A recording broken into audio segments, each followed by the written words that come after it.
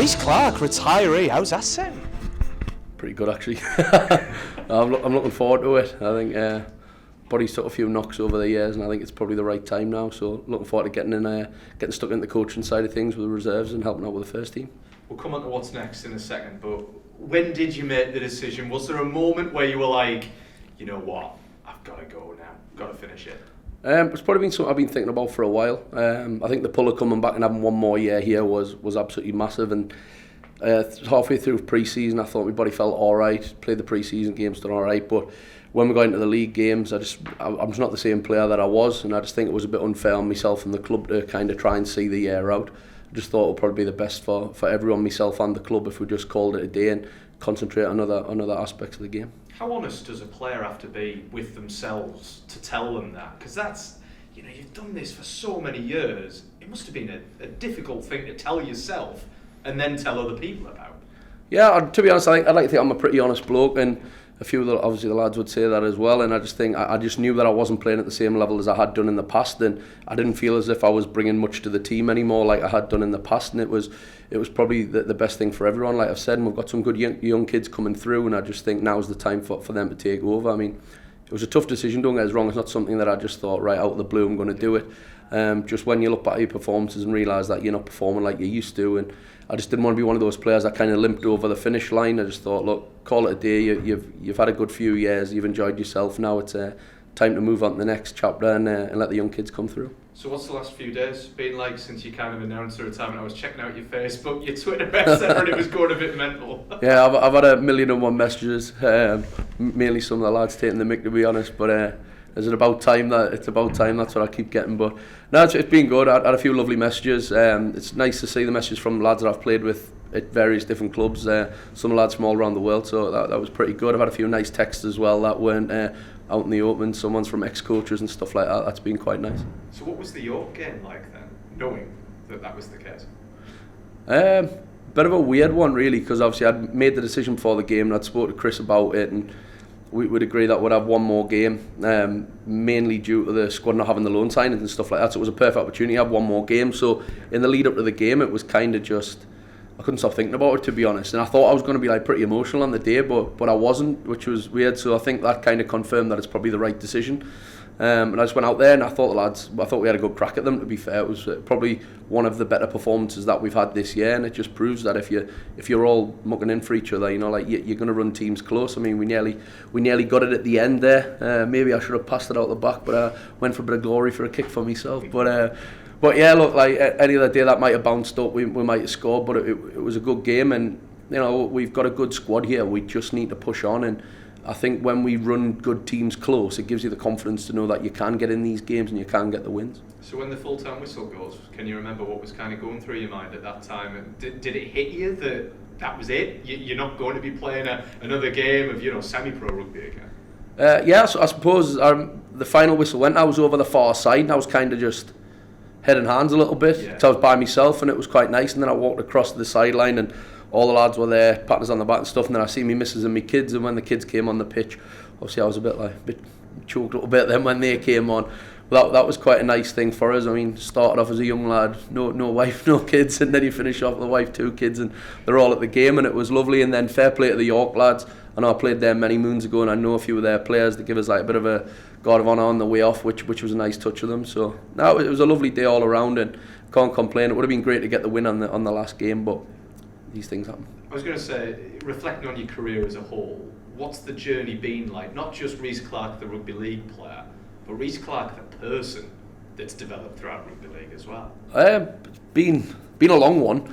I think I've done every role possible at this club. I've coached in the community. I've kind of coached the academy set up. I've helped out with first team stuff in the past, and it's funny to see how the club's changed over the years. I mean, I look at the academy setup we work within now, and they've got the scholarship and the academy and the reserves and the things that they've got, and the pathways are unbelievable. When I first started out, we didn't have anything like that. We just had a group of 17 lads playing under 18s who were classed as an academy, but it wasn't an academy. We were just playing it was called the Gillette National Youth League. It was like a winter league, and we just played against the likes of East Leeds, Leigh Miners, teams like that, just really good amateur clubs. And so the jump from that for me, I went from that straight to playing championship along with another 5 of the lads. It was massive. When you look back now, you think, actually, we've done all right to go from that to that in such a short space of time. But we've got a lot of things off the field in place now for the club to help these juniors come into the first team. And I think what we've struggled with in the past is bridging the gap between the academy and the first team. And I think the reserves is a great environment for those players to grow, and that's why I'm looking forward to working in that environment and help bring the next batch of young lads through, because we've got some talent in the North East and we always have, but we've always struggled to get them in the first team. And I think if I can help bridge that gap and bring them through, it'll be great, because if you look over the years, there's not many players from the North East that have went on to play a lot of even League One or Championship, and I'd like to think that I'm pretty lucky that I don't know how many games it is, but I think it's close to 280 games, and played like 130 in the Championship for various different clubs, and like I'm proud of that. But I think it's crazy to think that me and a handful of other players are the only ones that have been able to do that. We should be producing a couple more every year, and I think that's kind of the route that the club needs to go down, and that's something that I'm massively passionate about, and hopefully we can get the next batch of players through. So how do you think you've grown as a bloke as well in that time? Because I mean, you mentioned it, obviously, Jade, and the kids as well. Yeah. You started off without them, and now you've got them there. How much have you changed as a bloke in that time? I'd like to think I've grown up, but I definitely haven't.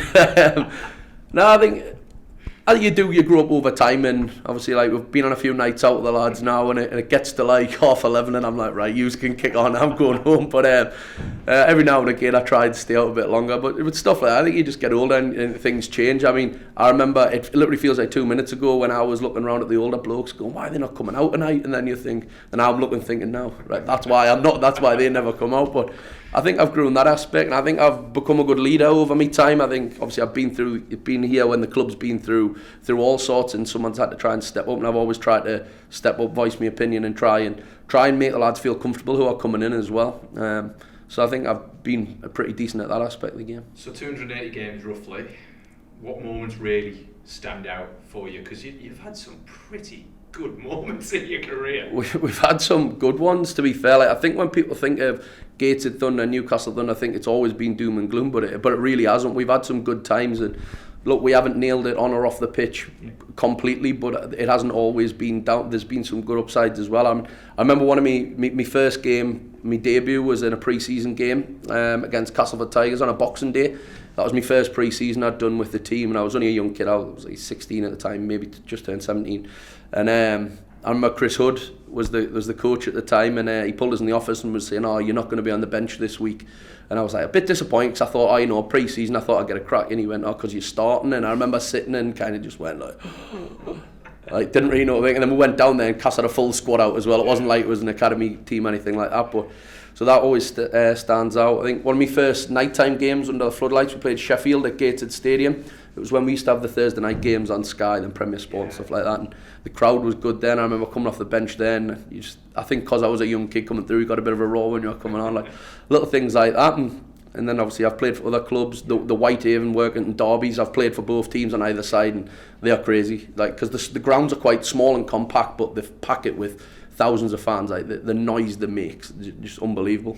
And I had a few good years at York as well, and had some downside. We lost that playoff final a couple of years ago, which was a bit of a tough one to take, because we had a really good squad that year, and we'd done well all year, and Oldham were kind of a thorn in my side all year, and they got the win on the day, and so that was disappointing, because I really thought that was probably one of the best squads that I've played with. Like Joel Edwards was, I can't even get over how we signed him, to be honest. He was unbelievable. He's probably the best player I've ever played with, and you had him and the likes of Nick Newman, QLT, like the list goes on. We had a really good squad, and I thought we would have done it, and unfortunately we didn't. And then a couple of years later I ended up winning the playoff final with Workington. So yeah, those things stand out. I think the games here when we've had big crowds, and when this place does get packed out, it not off makes some noise and makes a good atmosphere. I like it when everyone's in this east stand, everyone's packed out, and you can hear them when you're coming through. And I always like, when I used to play in the back row, I always used to start on this sideline over here from a kick-off, so I always have a big crack with the fans as you're coming out. So no, that was good. And I like to say I've had some great moments, some brilliant moments off the pitch as well, but I don't think we'll be able to tell them stories. You mentioned a few players there, but you mentioned the fans as well. I mean, there's been some characters amongst the fans over the years, hasn't there? Oh, there's some great ones, and they still come along now. Like Jim Ray, Kev, like all that lot, Tony Carter, like Gary, I knew all them from when I was a ball boy back at Gateshead Stadium, and they've kind of seen me grow up, and now to be retiring and see that they're getting a bit older as well, it makes you look and think, actually, we're all getting a bit older now. But now the fans are crazy. I remember going, when my brother was playing and I was ball boy, and I used to go and watch my dad going on the supporters bus with all that lot down to the games and stuff. It was brilliant, and we absolutely loved it. And the fans are what make a club, and we've got a small bunch of them, but a loud bunch and a very, very loyal bunch, and I think they probably deserve something, and hopefully we can start to give it to them as a club going forward. And that leads us on to what is next. What's the next step? I mean, obviously you're still going to be here at the club. What is going to happen next for Rhys Clarke, do you reckon? It's not fully been confirmed. I'm still going to keep my role with the reserves, so I'm going to be working with them young lads every week, and obviously working with the first team lads who get dropped down for some game time and stuff like that. And I think the reserves is going to be a massive thing for the club going forward, like we talked about before, bridging the gap between academy setups and first team, and playing here in the past when you're coming back from injury, we've never had it before, you've kind of had to jump straight back in, and now we've got that there. I think if it's used the right way, which we have been, I think it's a really beneficial thing going forward, and I've seen a lot of development in the young lads that we've been working with, and I think that's down to their hard work and playing in a good competition against good players, and I really do believe that if we put a lot into the reserves, we're going to get a lot out of it further down the line, which has been really good. And then hopefully get involved with the first team stuff, give Chris a hand on game days and like reviews, speaking to players and stuff like that. I've played the game for long enough, and I'd like to think I've got a pretty good knowledge of the game, and I can pass a bit of knowledge on to some of the younger first team lads and help them out as we go. I think when you've only got really Chris, Mick, and then the S&C staff, I think you need a few more bodies around, a bit more hands on deck. So if I can help out in that aspect with the first team, I think it'll be good for me to learn off a good coach, and then obviously work with some great players. So I'm looking forward to what's happening forward. So it's kind of like, one chapter closed, another chapter opening, but how would you just finally, Rhys, want people to remember Rhys Clarke, the rugby league player over the years, for Thunder, for working in Whitehaven, York, for any of the reserve sides, for any of the youngster sides? How would you want people to remember you from your playing days? First of all, just be a good bloke, to be honest. I've always tried to be a good bloke and help people out along the way. I think that kind of stuff gets brushed over a little bit. So hopefully we remember for that first of all, and then just a player that used to get stuck in. Like, I wasn't the best player in the world, but I wasn't the worst either. I just used to go out there, get stuck in and try and do my job, and hopefully the fans over the years have appreciated it. And like I say, I've had some messages from fans at other clubs and stuff, just say thanks for my time when I was playing there. But like I say, yeah, just a bit of a thank you to everyone who supported us over the years as well. It's been really good.